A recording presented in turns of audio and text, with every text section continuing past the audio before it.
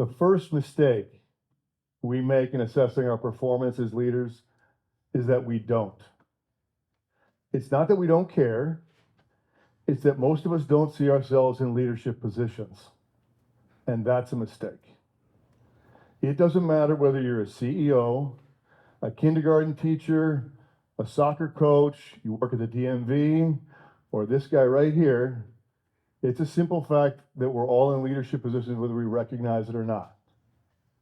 You may not think you're a leader, but the truth is you don't get to choose. I can tell it's making some of you nervous that he might be a leader. But the truth is all of us are leaders whether we recognize it or not. The only choice we get to make is the type of leader that we're going to be.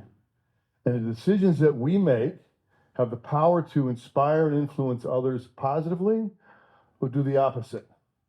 The key to positive leadership lies in developing our ability to make better decisions. Making better decisions sounds easy, but it's not.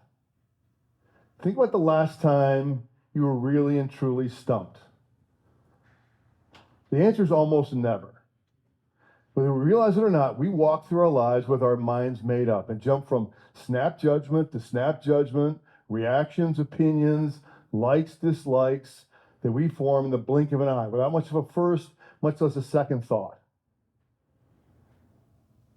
Those thousands of small but incremental decisions are visible to those around us, and that means we have an incredible opportunity to shape our lives through conscious choice. This is something I learned at an early age. As the oldest in my family, I felt a responsibility to set an example. This early recognition of leadership ingrained in me a sense of purpose and accountability, but my journey as a leader was not without its struggles. After switching careers, I found myself on the brink of failure, financially and emotionally. I have a clear memory of laying on my bed. Now, I had 4 other roommates. There's 5 guys living in a house. We paid $750 a month for rent. So it tells you what kind of a house it was.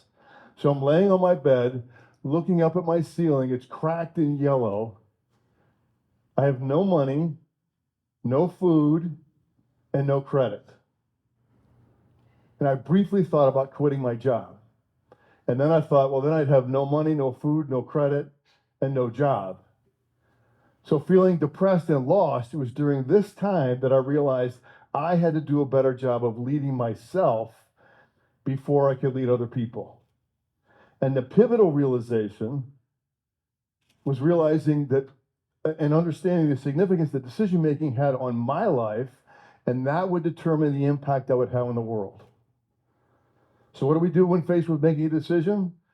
That's a question many of us have heard asked. Maybe in class, like a Management 101 class, where it's made to sound like a linear logical process. Step 1, we identify our options. Step 2, we choose the best option. Step 3, we implement the decision.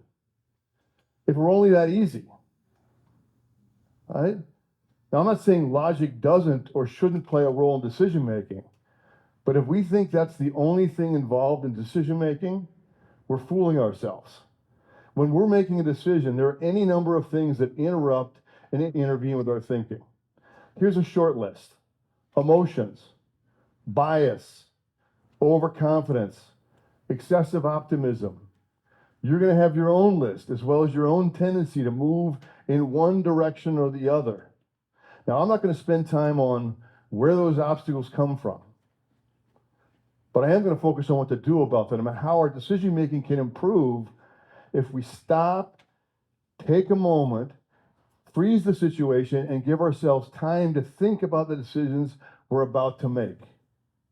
Once we freeze the situation, we can begin to recognize the impact it's having on us and those around us.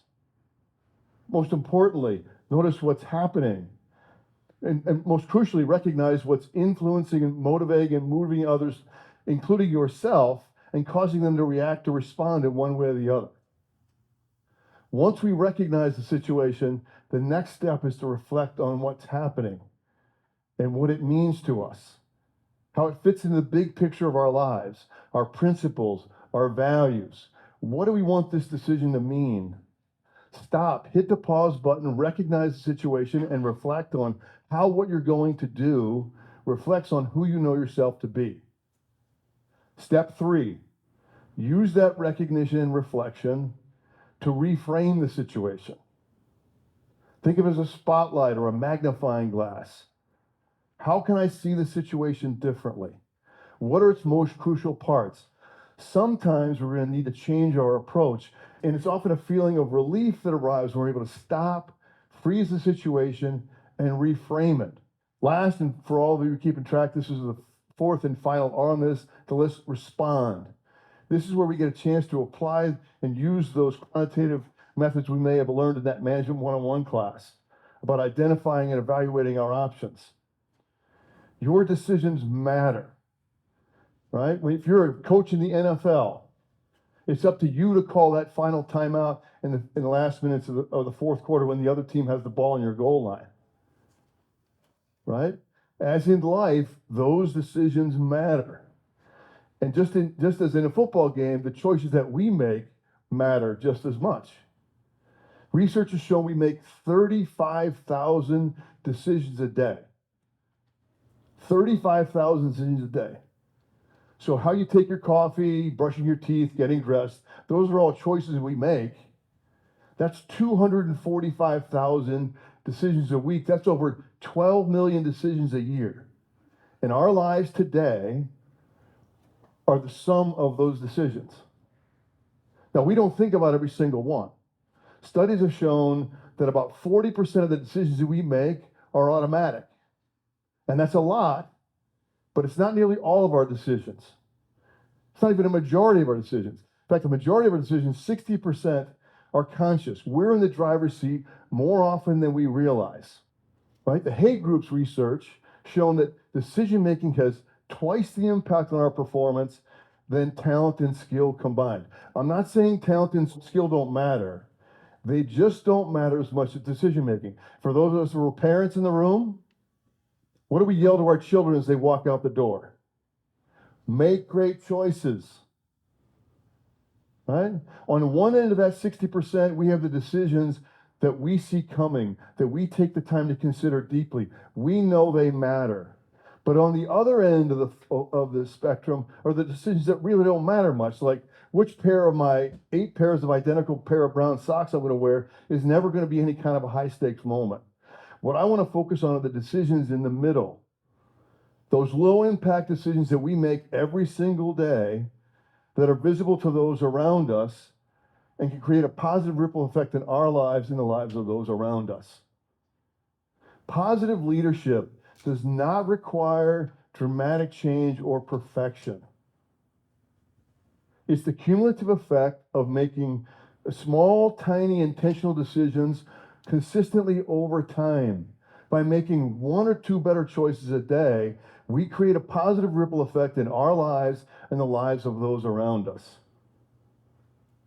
And that's what I want to leave you with. I want to ask you to make 1 better decision a day, even you and you, and I'll try and do the same. And here's the thing. When we make 1 or 2 better choices a day, we create a positive ripple effect in our lives. Those things count. And whether we realize it or not, the people who look to us as leaders are watching and keeping score. Right? It may be the 1 or 2 cookies that you want to have as a snack in the break room before lunch. Maybe it's before lunch. Maybe it's after lunch. Maybe it's before and after lunch. Or maybe it's being on time for a meeting. Right? Being on time, having a few cookies, being a couple minutes late to a meeting, having a cookie or 2 in the break room is not going to make much of a difference. But if I have a few cookies a few times a day, that's a lifestyle choice. Being late to every meeting is a statement. Those things count. And people are keeping score whether we realize it or not. Your decisions matter. The next time you find yourself reacting, I want you to stop, hit the pause button, freeze the situation, and take yourself through the 4 R's of positive leadership. Recognize, reflect, reframe, and then and only then respond. Thank you.